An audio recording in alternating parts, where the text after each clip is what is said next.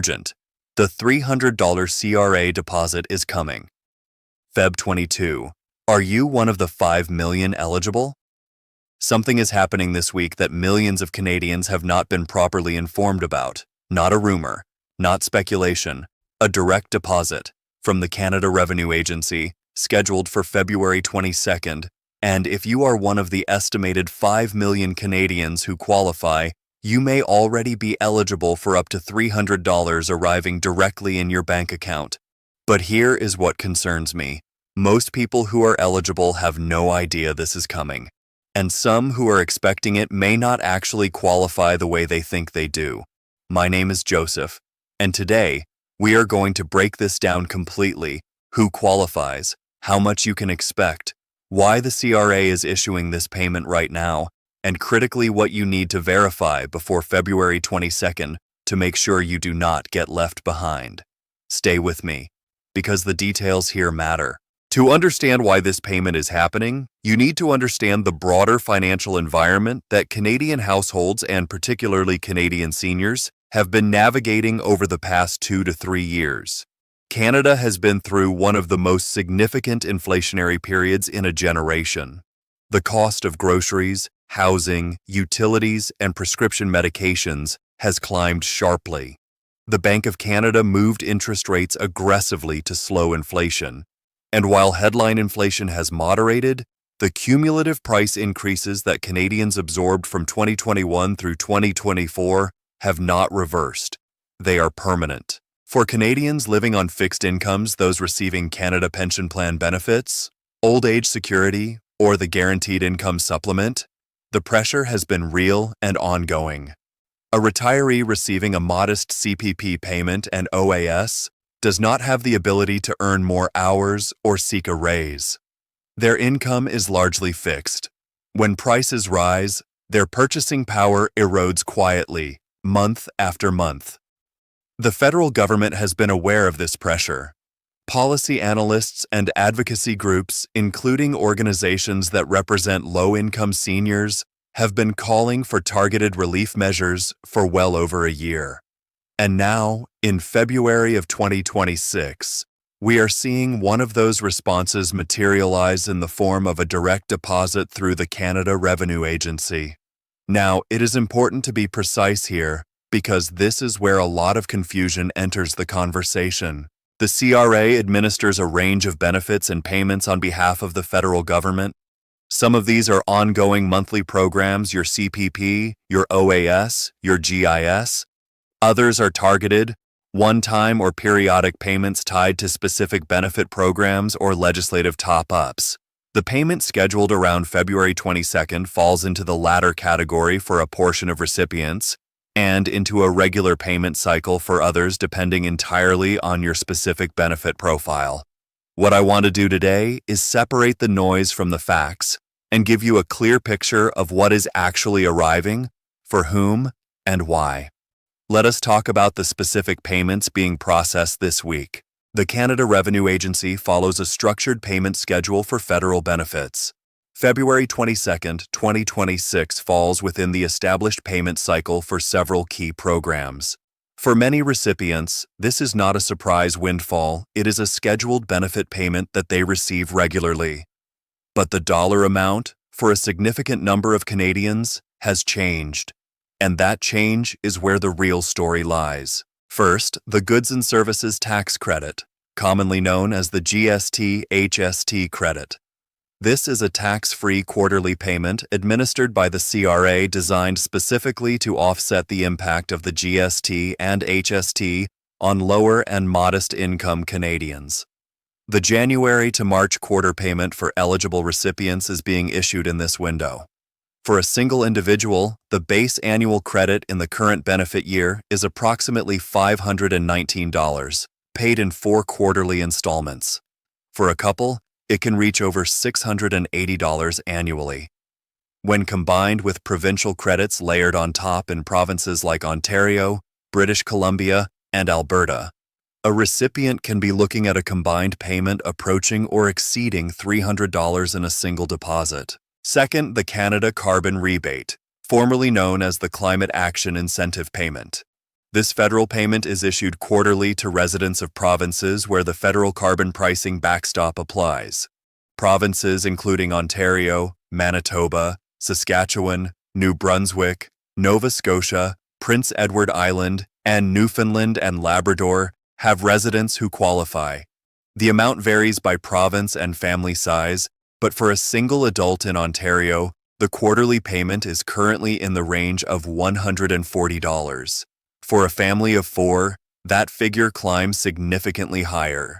When this payment coincides with the GST credit cycle, a recipient can see a combined deposit in the $300 range or above. Third, for some recipients, adjustments or catch-up payments related to the Guaranteed Income Supplement can appear in this window following annual reassessment.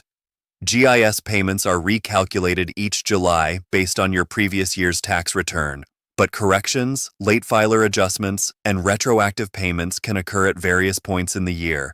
So when you hear the figure of $300 in connection with a February 22nd CRA deposit, it is most accurately understood as the potential combined value of multiple simultaneous benefit payments arriving for eligible lower and modest income Canadians, particularly seniors, retirees, and working Canadians who fall within the qualifying income thresholds.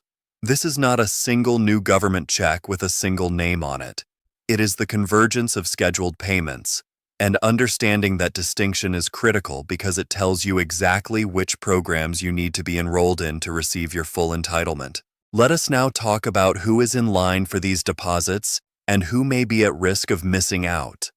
The estimate of 5 million eligible Canadians reflects the combined pool of individuals who receive the GST HST credit, the Canada Carbon Rebate, or both. This is a broad group. It includes seniors on fixed incomes, low to moderate income working Canadians, single parents, individuals with disabilities, and retirees whose retirement income falls below specific thresholds. For seniors specifically, if you are over the age of 65, receiving old age security, and your net annual income is below approximately $22,000 as a single individual, or below a combined threshold as a couple, you are very likely receiving the Guaranteed Income Supplement in addition to your OAS. You are also very likely receiving the GST HST credit. And depending on your province of residence, you may be receiving the Canada Carbon Rebate. For near retirees, Canadians between the ages of 55 and 64 who are not yet receiving OAS or full CPP, your eligibility is determined by your net income as reported on your most recent tax return. If your income falls within the qualifying range, you may be receiving the GST credit and the carbon rebate without fully appreciating the combined value arriving in your account this month. For low-income working Canadians, eligibility is determined annually through your tax filing. The CRA uses your filed return to assess your entitlement automatically. You do not need to apply separately for most of these credits once you are in the system, but you do need to have filed your taxes. And that is where I want to pause, because this is one of the most important points in this entire discussion. If you have not filed your 2024 tax return, or if you filed late and the CRA has not yet processed your assessment, you may not receive payments you are otherwise entitled to. The CRA's automatic benefit calculation depends entirely on your tax data being current and on file. This affects a surprisingly large number of Canadians, particularly seniors, who believe they have no income to report and therefore skip filing, or individuals who have fallen behind due to health challenges, family circumstances, or simple oversight. If this applies to you or someone you know, this is a critical issue to resolve. You may be entitled to retroactive payments going back several quarters once your return is filed. Let me give you some realistic numbers so this becomes concrete rather than abstract. Consider Margaret. She is a 71-year-old retired woman living in Ontario. She receives a monthly OAS payment of approximately $727 and a GIS supplement of approximately $550 because her income is modest. Her net annual income is just under $18,000. Margaret qualifies for the GST HST credit. Her quarterly payment is approximately $130.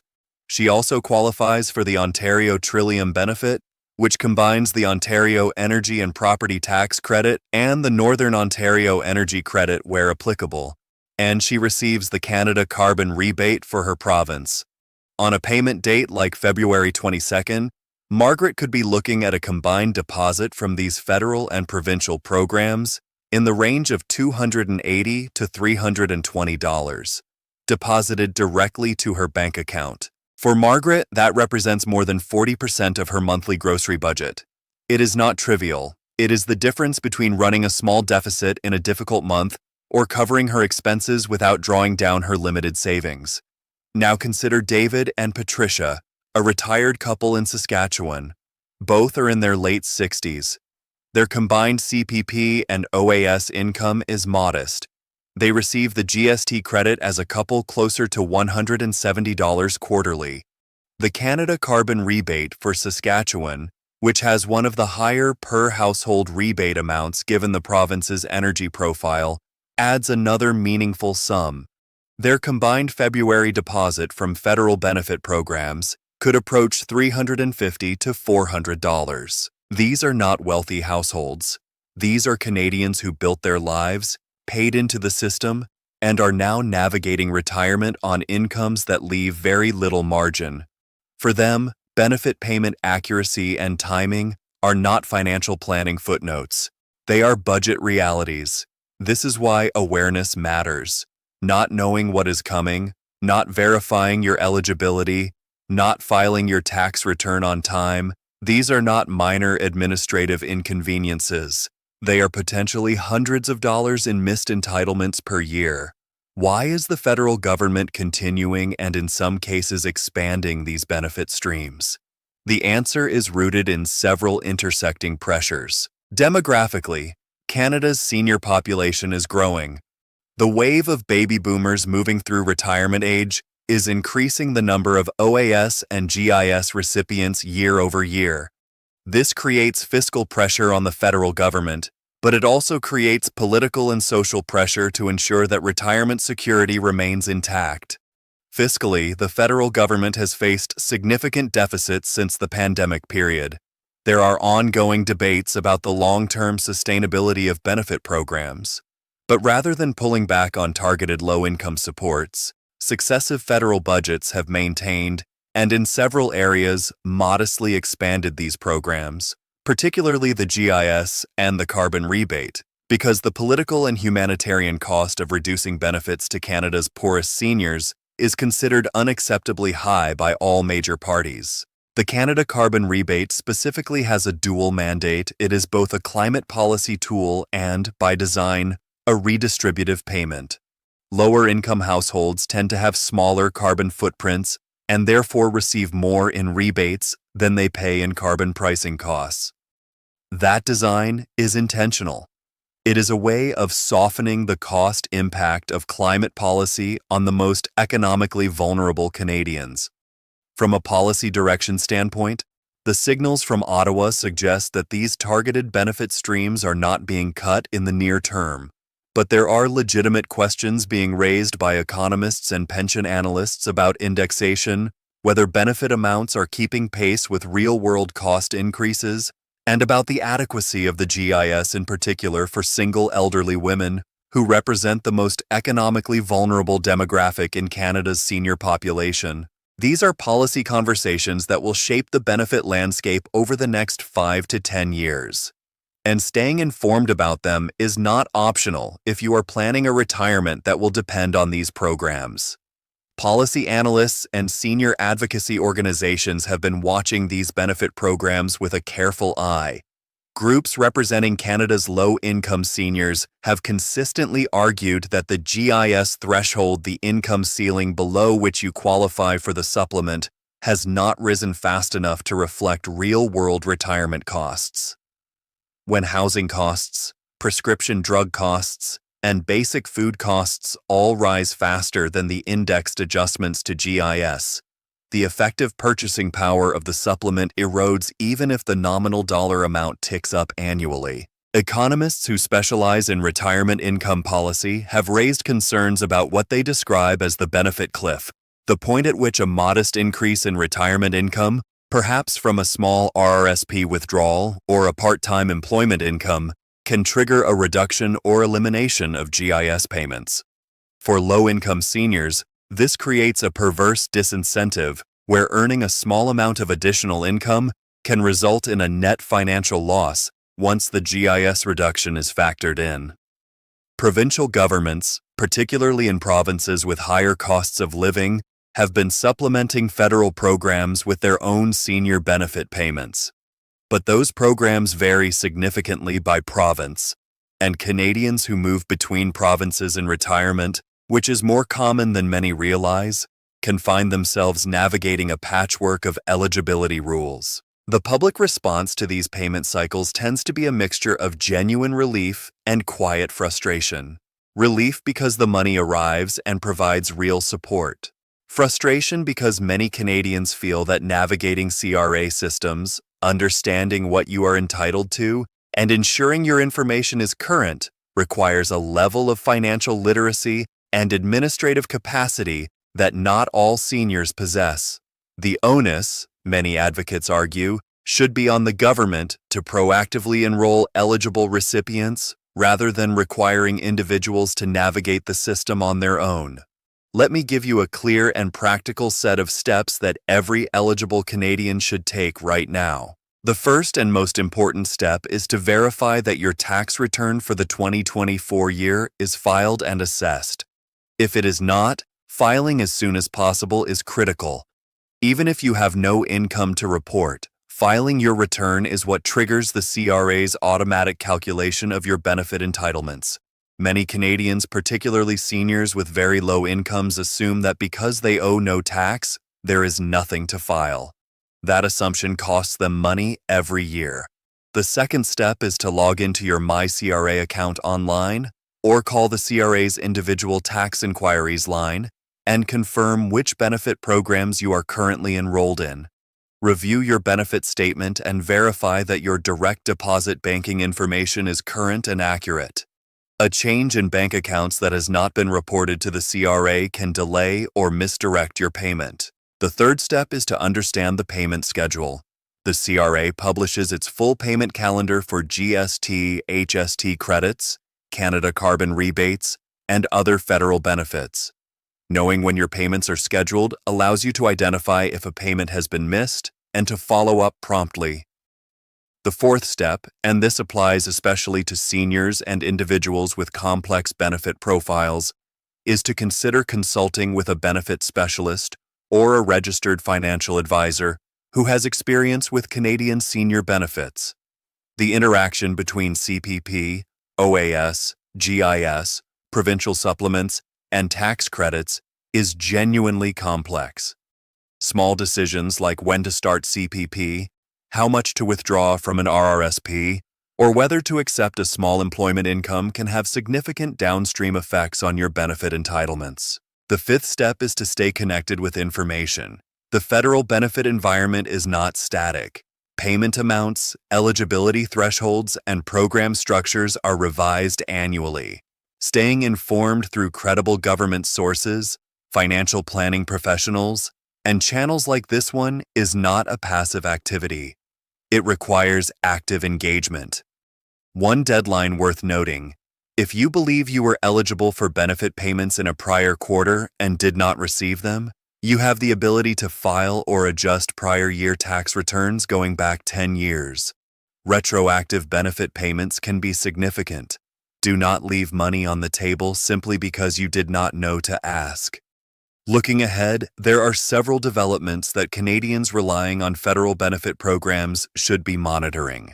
The federal budget cycle will bring renewed attention to the adequacy and structure of senior benefits. Any changes to GIS thresholds, OAS eligibility ages, or the carbon rebate program will have direct implications for millions of Canadians. The carbon pricing framework itself remains a subject of significant political debate in Canada. Changes to that program, whether it is restructured, reduced, or replaced, would directly affect the Canada Carbon Rebate payments that many low-income Canadians have come to depend on as part of their quarterly income. CPP itself continues to evolve. The CPP enhancement that has been phased in since 2019 will continue to increase the retirement benefits available to Canadians who are currently in their working years. But for those already retired and receiving CPP under the older formula, the enhancement has limited immediate impact. There is also the broader question of what Canada's fiscal situation means for long-term benefit sustainability. The federal government carries significant debt. Aging demographics mean more recipients and fewer working-age contributors in proportional terms over the coming decades.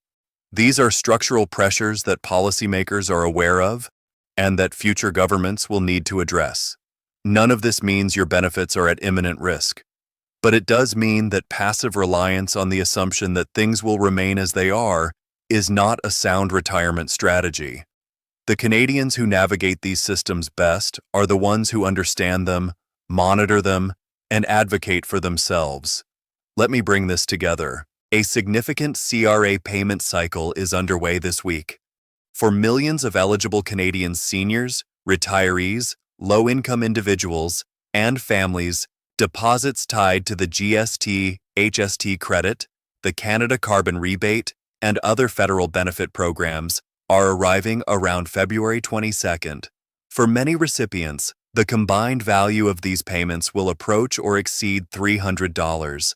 But receiving what you are entitled to is not automatic. It requires that your tax return is filed. It requires that your CRA information is current. It requires that you understand which programs apply to your specific situation. The gap between what Canadians are entitled to and what they actually receive is often not a policy failure. It is an information failure, and that is something you can correct. If this video has given you clarity, if it has prompted you to check your CRA account or file a return that has been delayed, then it has done its job. I would ask that you share this video with someone who needs to hear it, a parent, a grandparent, a friend approaching retirement. The information here is relevant and time-sensitive, and awareness is the first step toward action. If you have questions about your specific situation, about CPP, OAS, GIS, CRA benefit rules, or retirement income planning in general, leave them in the comments below. I read them, and I use them to shape the topics we cover on this channel. Subscribe if you have not already done so. New analysis on Canadian pension policy, government benefit changes, and retirement financial planning is published regularly here. My name is Joseph. Stay informed, stay protected, and I will see you in the next one.